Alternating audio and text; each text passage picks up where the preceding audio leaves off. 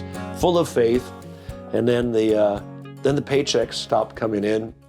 And then I started writing songs. I find myself in uncharted territory. I never felt so lost, never felt so lonely. Where are you, Lord? Yeah. And so, I mean, it's like, wow, this didn't go the way I planned it to go, but that kind of forced our move to Nashville from Alabama, from Mobile. Yeah. And it was a start of a new journey, and it wasn't easy, but I knew in my heart, I was a president of a label. I had a great job, a great salary, 5 kids in private school. Yeah. And it's like, I walked away from that. And Laura was in agreement with that too. But in my heart, I knew that I had to move on. Mm-hmm. You know, I could have opted to stay there in a comfort zone. Right.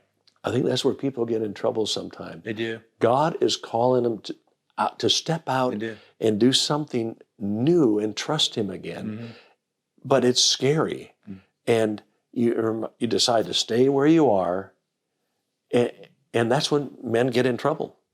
That's when David didn't go out in the spring when the kings went to battle. Right. King David, that's when he saw Bathsheba. That's when he fell into sin. Right. And it's like, as men, we've got to be willing to step out. And I thought to myself, what am I going to say to my children and my 3 boys and 2 daughters when they come to me one day and say, Dad, I really feel I need to step out and do this? Am I going to say, no, son, opt for security? No. And I want to be able, they saw me walk through this. Yeah. And I stepped out and it wasn't all pleasant. Right. And some people just did not understand my leaving, and it was lonely, a very lonely time and really scary time. But I stepped out and I was able to embrace something new. One of my favorite passages in the Bible, Psalm 107, verse 23 and 24. It's actually 23 through 31, but I was sitting in a pastor's office before I sang one time, and on the wall there was this beautiful picture of a ship on a stormy sea, and under the inscription said, Psalm 107, 23 and 24, those who go down to the sea in ships, who do business on great waters, they will see the hand of the Lord and his wonders in the deep. Mm-hmm.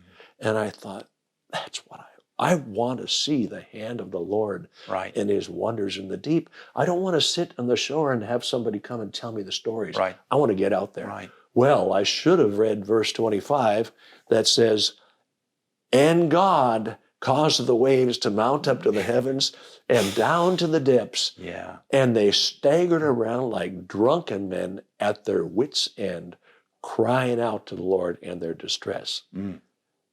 And here's the good news. The Lord heard their prayer. Exactly. He calmed the storm and he brought them to their desired haven. Oh, that men would give thanks to the Lord. I tell you, that's the whole story. Sure. And everybody listening to us today, there are 3 types of people. Those who are about to go into a storm, those who are in the middle of a storm, and those who have just come out of a storm. Right. And you can usually tell them because they have a big smile on their face. Right, yeah, they do. But that's the whole story. And the interesting thing is when you step out in faith, you think, and you have problems, you think, I made a mistake. I made a wrong turn. You do? Psalm 107, 25 says, and God caused the waves to mount up to the heavens and down to the earth. Yeah. Not the devil. Yeah. And God leads us right into the storm. Why? Because in the middle of that storm, we are going to cry out to him in our distress. Right. And every one of us have been to that place. Right. At our wits' end. Right. Not knowing where to turn. You get on your knees and you cry out to God. And in that process, we are changed.